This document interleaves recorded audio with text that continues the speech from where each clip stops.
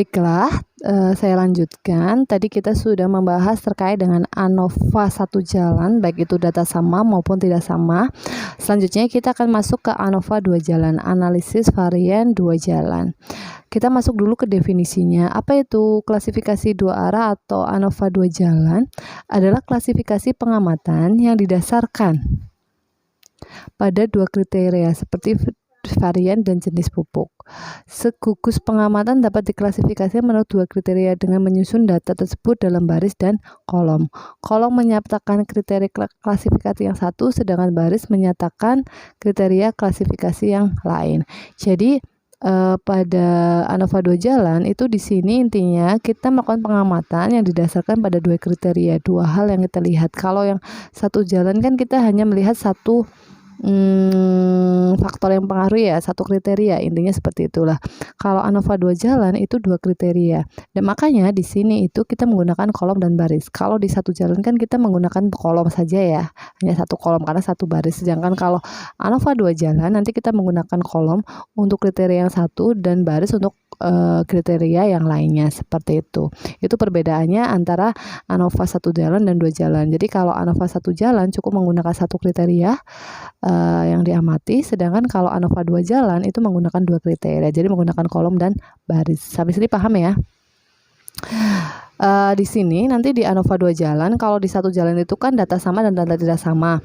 Kalau yang ANOVA dua jalan juga dibagi menjadi dua, yaitu tanpa interaksi dan dengan interaksi. Yang pertama, saya akan menjelaskan terkait dengan tanpa interaksinya dulu.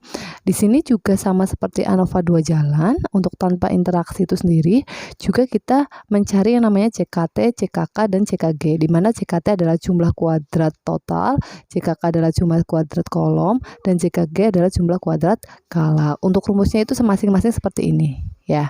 Bisa kalian baca dulu keterangannya di sini itu apa.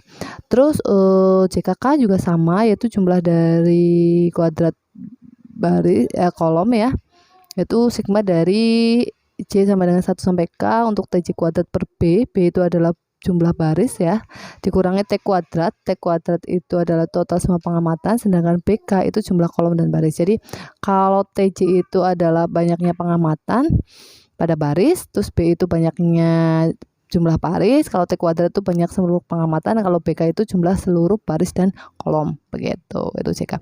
Kalau CKG itu CKT dikurangi CKB dan dikurangi CKK gitu. Jadi di sini nanti ada penambahan untuk CKB. Jadi kalau CKK itu rumusnya seperti ini, CKB itu nanti disesuaikan, yaitu untuk CKB sendiri itu adalah sigma dari TI kuadrat per K jumlah kolom ya. Jadi nanti untuk CKB itu TI kuadrat per K, untuk K adalah jumlah kolom, terus T kuadrat per BK jumlah baris dan kolomnya, seperti itu. Karena nantinya CKG itu untuk CKT dikurangi CKB dikurangi CKK, seperti itu. Sampai sini paham ya untuk rumus-rumus yang dipakai pada ANOVA dua jalan tanpa interaksi. Jadi penambahan pada ANOVA dua jalan itu di sini hanya ada CKK dan CKB. Penambahannya di CKB karena dua kriteria, maka ada kolom ada baris. Tinggal rumusnya nanti menyesuaikan dengan keterangan di sini gitu. T kuadrat C dan T kuadrat I, seperti itu. Banyaknya kolom dan banyaknya baris, disesuaikan saja.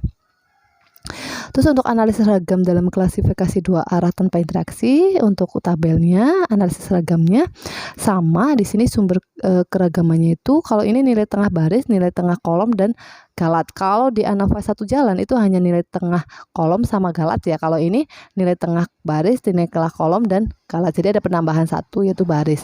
CKB jumlah kuadratnya itu adalah CKB, CKK, CKG dan CKT.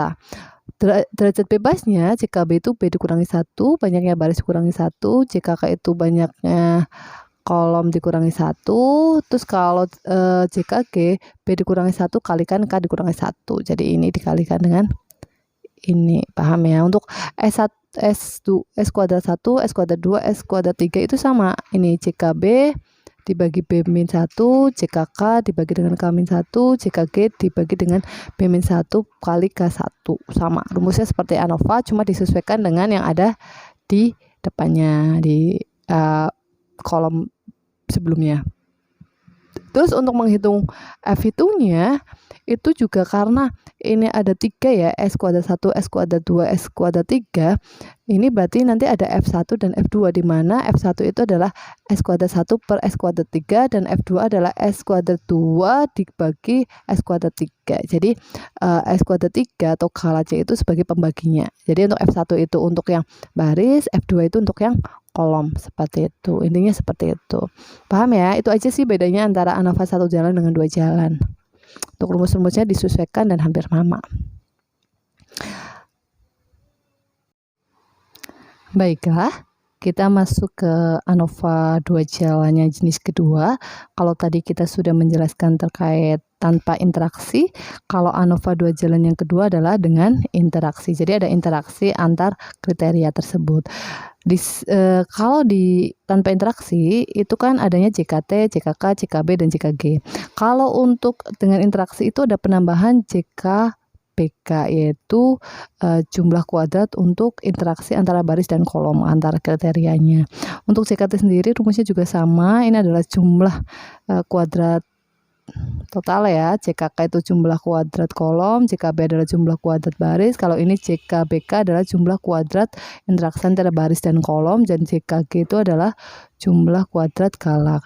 Untuk rumusnya sendiri antara JKT, JKK, dan JKB itu sama, sedangkan untuk JKBK itu rumusnya seperti ini. Ya, bisa dilihat ya, nanti disesuaikan saja. Jadi di sini ada pengurangan 2, yaitu untuk jumlah seru TIJ kuadrat per N dikurangi jumlah dari TI kuadrat per KN dikurangi jumlah dari TJ kuadrat per PN, terus ditambah dengan T kuadrat plus PKN. PKN itu adalah jumlah baris kolom gitu.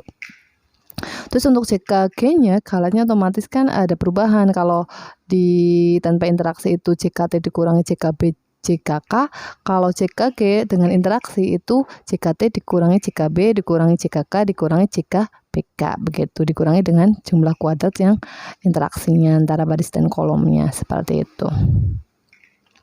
Terus untuk analisis seragam dalam klasifikasi 2 arah dengan interaksi juga, kalau tadi cuma nilai tengah baris, nilai tengah kolom, skala, dan total, ini ada penambahan untuk sumber keragamannya adalah interaksinya. Jadi ada penambahan untuk interaksinya.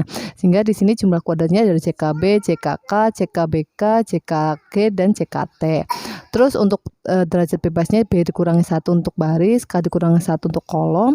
Terus kalau interaksi itu B-1 kali K-1. Jadi baris dikurangi 1, kolom dikurangi 1. Sedangkan galatnya itu adalah BK kali N-1. Jadi jumlah baris kolom dikalikan N-1. Sedangkan totalnya seperti ini. Sehingga ini akan membuat kuadrat tengahnya juga berbeda, bertambah 1. Kalau tadi di tanpa interaksi itu ada 3, S kuadrat 1, S kuadrat 2, sampai S2, S kuadrat 3, ini sampai S2, S kuadrat 4. Nah, seperti ini JKB dibagi B1, JKK dibagi K-1, dan selanjutnya seperti itu. Sehingga pada akhirnya kalau jumlah kuadrat tengahnya itu S kuadratnya itu ada 4, otomatis F hitungnya juga ada 3, yaitu F1, F2, dan F3, di mana untuk F1 itu adalah S kuadrat 1 dibagi S kuadrat 4, F2 adalah S kuadrat 2 dibagi S kuadrat 4, dan F3 adalah S kuadrat 3 dibagi S kuadrat 4.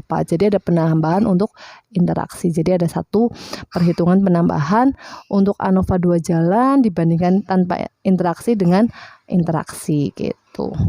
Paham ya sini ya bedanya antara ANOVA 2 jalan yang tanpa interaksi dan dengan interaksi. Jadi kalau tanpa interaksi kita hanya melihat untuk kolom dan baris masing-masing, sedangkan kalau dengan interaksi selain kita melihat baris dan kolomnya juga kita lihat interaksinya, seperti itu.